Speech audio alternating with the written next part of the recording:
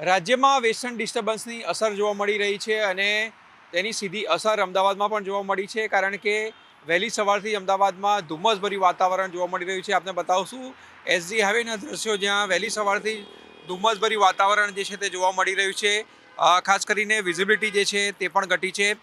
હવામાન વિભાગની આગાહી પ્રમાણે આજે વેસ્ટર્ન ડિસ્ટર્બન્સની અસર જોવા મળી રહી છે અને કચ્છમાં હળવા વરસાદની આગાહી જે છે તે કરવામાં આવી રહી છે અને તેના જ કારણે અમદાવાદમાં પણ વિઝિબિલિટી જે છે તે ઘટી છે. તમે જોઈ શકો છો કે એક તરફ ઠંડી જે છે તે પણ વધી છે, તો બીજી તરફ ધુમ્મસભર્યું વાતાવરણ પણ અમદાવાદ શહેરમાં જોવા મળી રહ્યું છે અને તેના કારણે લોકોએ પોતાની હેડલાઇટ ચાલુ રાખીને પોતાનું વાહન જે છે તે ચલાવવું પડી રહ્યું છે, કારણ કે અકસ્માત જે છે થવાનો ડર લાગી રહ્યો છે.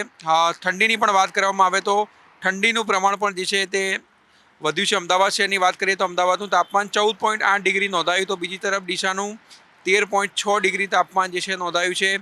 તો નલિયા સૌથી ઓછું તાપમાન 12.6 ડિગ્રી જોવા મળ્યું છે.